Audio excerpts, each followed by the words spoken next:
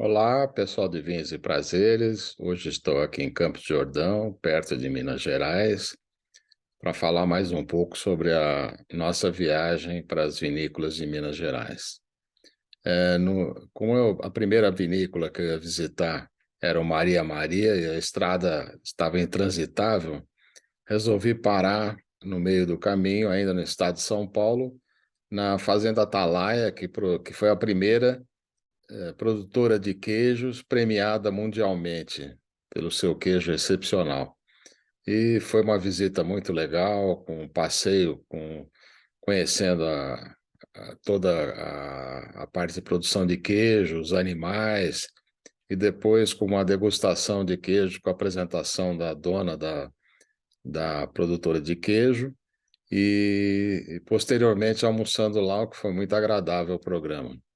Então, quem gostou desse vídeo, curta e siga a gente no nosso canal do YouTube, Vinhos e Prazeres, que assim a gente informa cada novo vídeo que estiver produzindo aí. Até mais, muito obrigado. Eu gosto de falar um pouquinho da história dos queijos, só para vocês entenderem que fazer queijo na Atalaia nunca foi um projeto. Foi uma coisa que aconteceu naturalmente por causa de situações que foram acontecendo, tá? Eu sou Rosana, sou mulher do Paulo, que é proprietário da fazenda, e a gente mora naquela casa há 28 anos, mas a fazenda da família há mais de 90 anos. O Paulo fez agronomia, foi para Minas, morou em Minas por 6 anos. Nesses 6 anos nós nos conhecemos, nos casamos, eu fiquei grávida. E quando eu fiquei grávida, ele veio para mim e falou: olha, eu tenho um sonho para minha vida. Eu sempre quis viver na Atalaia e viver da Atalaia. Nesse momento, a fazenda já tinha sido dividida, ele já tinha perdido os avós. E a fazenda já tinha sido partilhada, até a mãe dele não vendeu a parte dela porque ela percebeu que ele tinha um amor muito grande pela propriedade, porque ele sempre vinha nos finais de semana, sempre vinha nas férias para cá. E aí assim fizemos. Ele veio para cá, ele morou 6 anos em Minas, ele administrava uma agropecuária bem grande e eu trabalhava numa empresa de materiais de construção, fazia parte financeira dessa empresa. Então quando ele veio para cá, ele ia tocar o café. E ele sempre fez isso à distância, durante todo o período da faculdade dele, quando ele morou em Minas, ele já tocava o café com a mão dele, porque já tinha feito essa divisão da fazenda. Então ele ia fazer isso de perto e eu precisava achar uma atividade para mim, sendo que a gente ia morar na fazenda e viver da fazenda.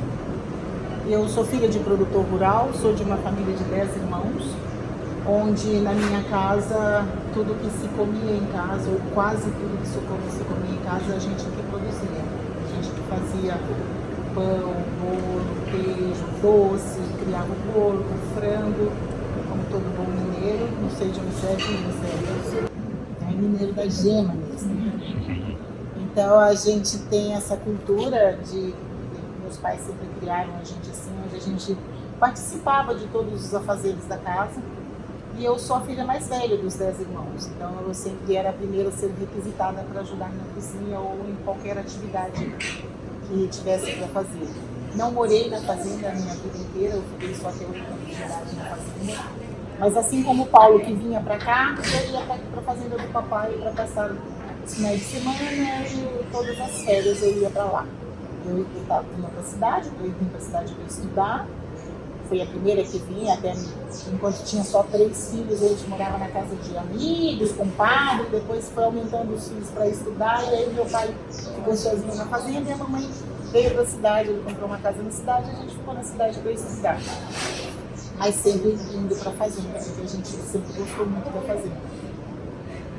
Vindo para cá, a fazenda produzia 40 litros de leite quando eu cheguei. Vendíamos esse leite, eles vendiam leite no laticínio da cidade.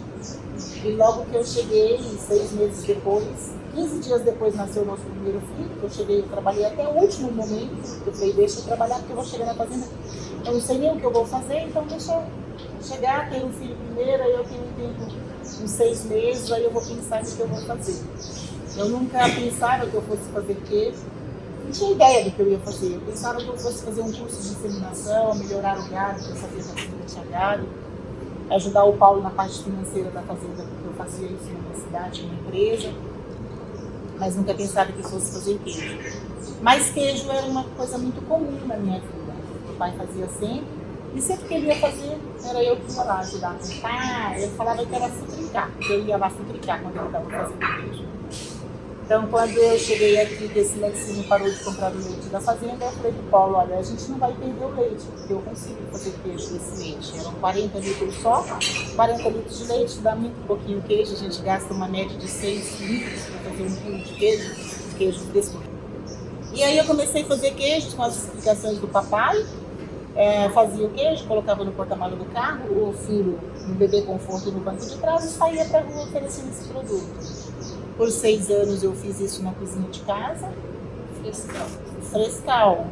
A gente chama de frescal, mas meu pai chamava de queijo fresco. Queijo Minas, queijo fresco. Mas 1 mês depois que eu comecei a produzir, eu fiz um curso da CAT, onde eu já aprendi que o pai não pasteurizava leite. O papai tirava o leite, colocava no latão que colocava o coalho, enfiava o bração lá, cortava a massa. Não tinha essa história, não tinha contaminação, não tinha nada, né? Não tinha essas preocupações, mas também fazia mais para o consumo de casa. Aqui, quando eu vim, eu fiz um curso da CAT, que é da Casa da Agricultura do Estado de São Paulo, aí eu aprendi a pasteurizar, então os primeiros queijos foi do jeito que meu pai me explicou, mas assim, 1 mês depois eu já estava pasteurizando, então já tinha uma característica mais de frescal, eu já levava o queijo para a geladeira, porque lá o papai não tinha geladeira, então ele secava mais, ele escorava mais, né? Depois a gente maturava na geladeira, enfim. Isso tudo é muito importante porque você carrega essa bagagem sem saber. Quando eu tive a oportunidade de fazer isso aqui, eu percebi o quão importante a criação que você tem, né? Às vezes as coisas que acontecem na sua infância ficam só na sua memória e às vezes você pode usar isso, ter a oportunidade de usar isso.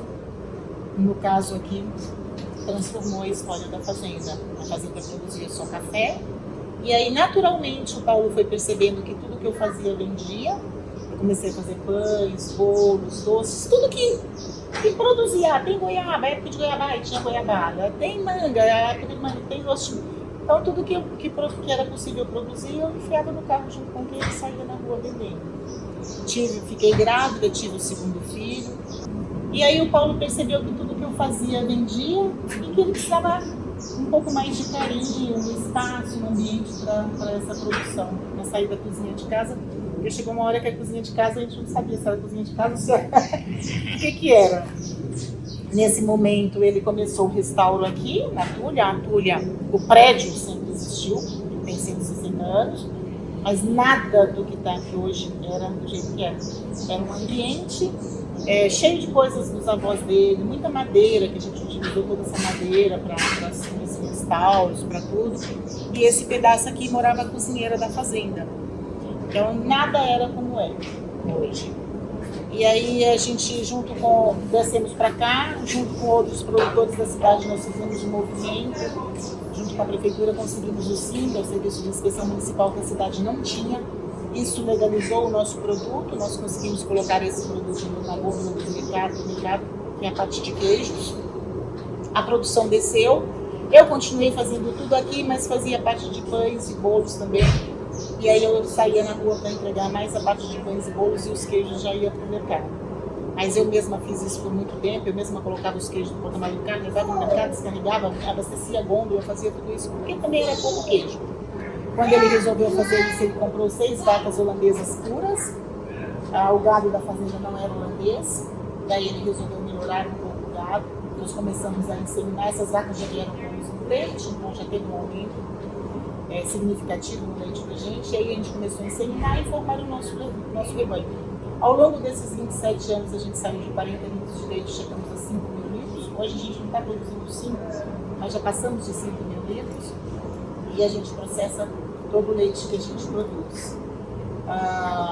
Com o tempo, nós percebemos que a gente precisava fazer queijos novos e também percebemos que a gente não conseguia vender todo o queijo fresco.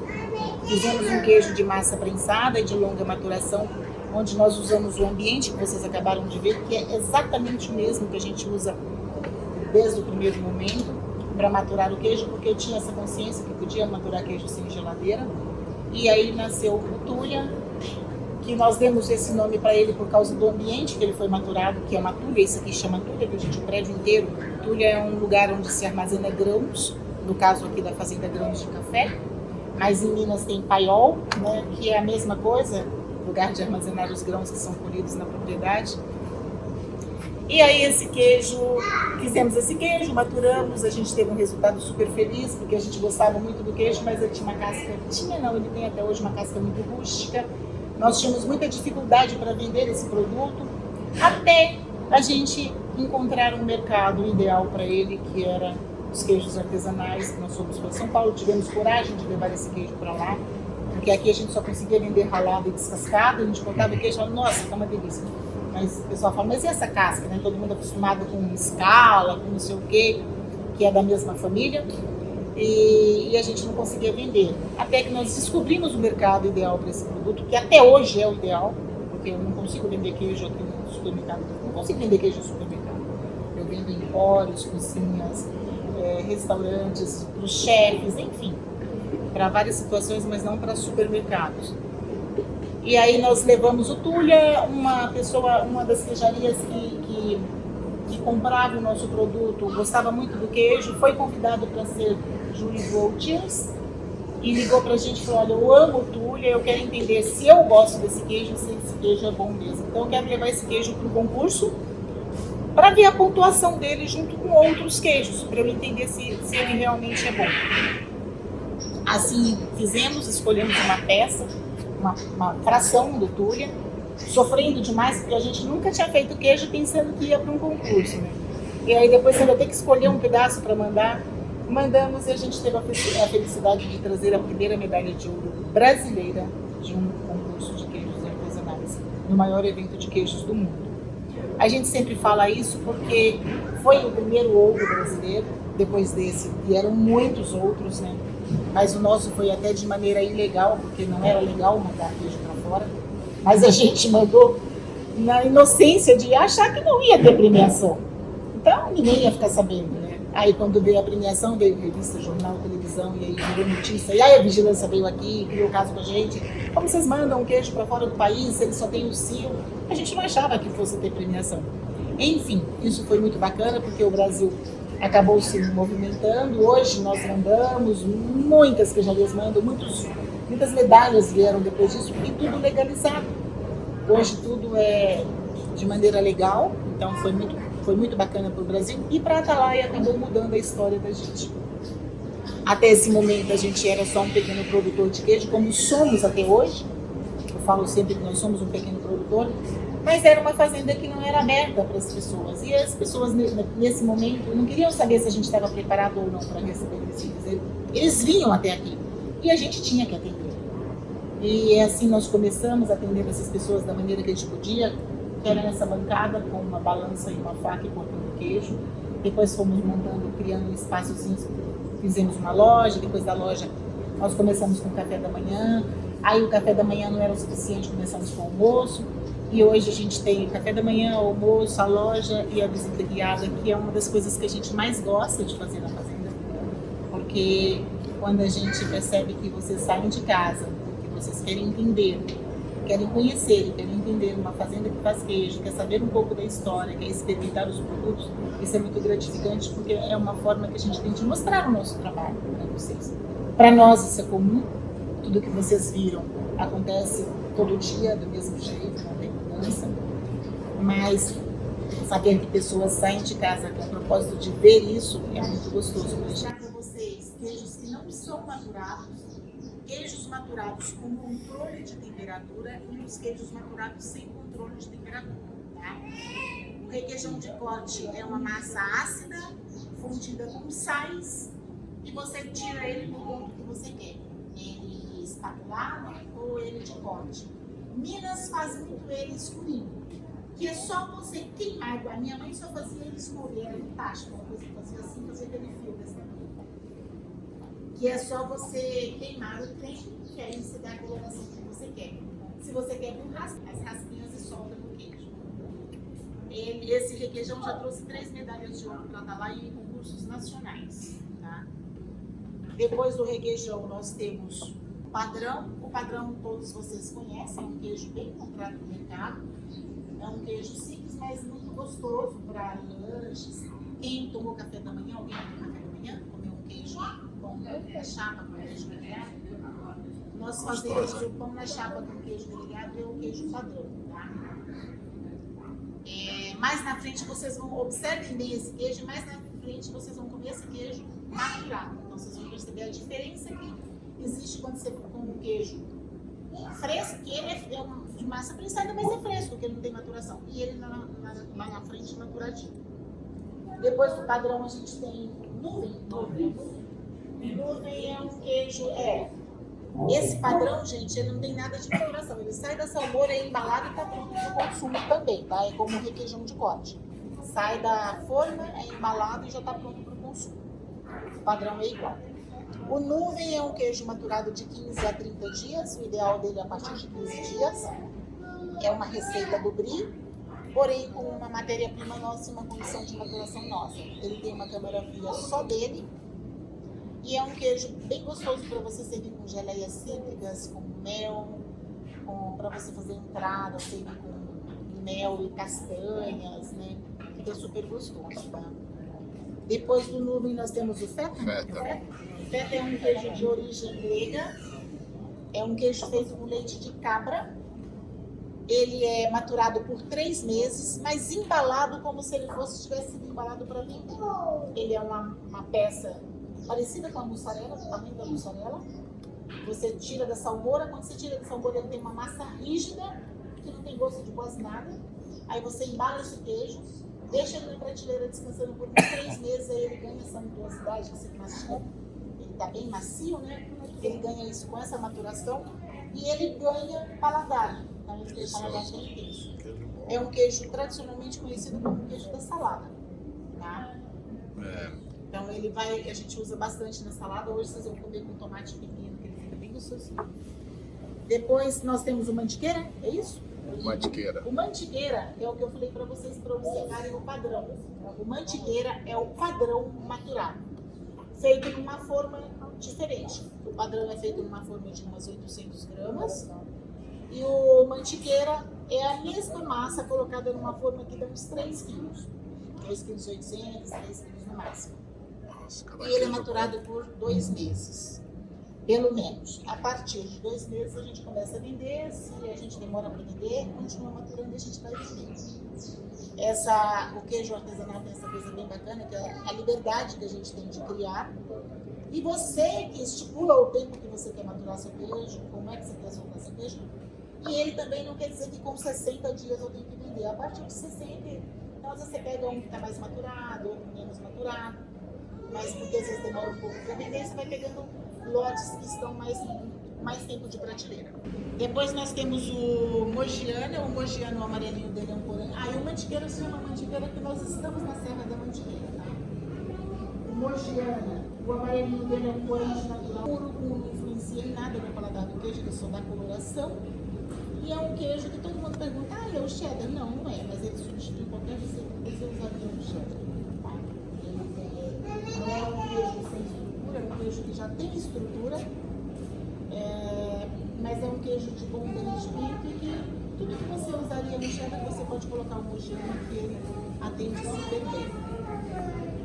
Depois do mogiano nós temos o Porão. O porão é uma variação que a gente tem do queijo Túlia. Então tem alguns lotes que eles desenvolvem olhaduras em uma massa mais untuosa. Então alguns lotes assim com 6 meses, 4 meses que acaba desenvolvendo uma característica diferente. Então a gente já separa esse lote e já solta ele como um queijo que não é para maturar. A gente não matura. Ele tem notas bem amendoadas e é um queijo que você usaria para substituir qualquer receita que você usaria um parmesão. Você pode usar o porão. É um queijo de mesa, bem agradável e ainda com uma textura bem gostosa. Maturado normalmente de uns 6 meses, tá? Depois do porão nós temos o caprinos. É o caprinos? Caprinos é um queijo feito com leite de cabra, maturado por 8 meses. Debaixo da toca, a toca não é um ambiente natural, é um ambiente com temperatura controlada, mas não é uma câmara fria. Lá fica numa média de 16, 18 graus e a gente faz a maturação do porão do início ao fim, né? Tá? Então, o queijo de cabra é um queijo que se você matura aqui, nós já fizemos essa experiência, ele fica muito duro, ele fica muito seco, então ele não fica tão gostoso. Enquanto que o Túlia, se você matura aqui, ele fica mais gostoso do que maturar na toca, porque já fizemos isso também. Então hoje a gente faz a pré-cascas dos queijos lá na toca, dos demais, e depois traz eles para cá para ganhar a identidade e a textura que a gente quer. É muito legal sentir o aroma dos queijos, viu, gente? Então os maturados coloca no nariz, dá uma respiradinha, sente o cheirinho dele, principalmente do Túlia. E observem que o Túlia é maturado por no mínimo 1 ano. Vocês comeram um queijo maturado por 6 meses, que precisa de bastante mastigação. Comeram agora o caprinos uns 8 meses, que precisa bastante mastigação. E agora você coloca um de 1 ano na boca. Se você brincar com ele um pouquinho, ele já começa a desmanchar. Ele nem precisa de muita mastigação, ele já desmancha. Quando ele desmancha, ele salga, adocica e deixa notas frutadas bem marcantes. Esse queijo é o responsável por toda a mudança da fazenda, a gente fala sempre, né? E é sempre o que traz vocês aqui. Deixa eu só falar com a tudo, mas eu participo de tudo, gente. Depois do Túlia nós temos o Alvorada. O Alvorada, gente, é o nosso queijo de mofo azul, é um queijo onde você encontra intensidade de paladar e cremosidade. Então, é um queijo que quando você põe na boca você assusta, você fala, nossa, é forte. Mas aí quando você acomoda esse queijo na boca, ele vai desmanchando, vira um creminho e fica super agradável. Eu falo sempre que não é um queijo que agride a boca, é bem agradável para comer. E ele é bastante usado para risotos, saladas, patês, para você agregar no molho. Então, o Alvorada é sempre usado para isso. E é isso, nós terminamos a degustação. Esse aqui é um gado diferente lá, que é o Angus Manelore, que é um gado de corte. Ele não quer mais comprar leite. Então a gente tem um projeto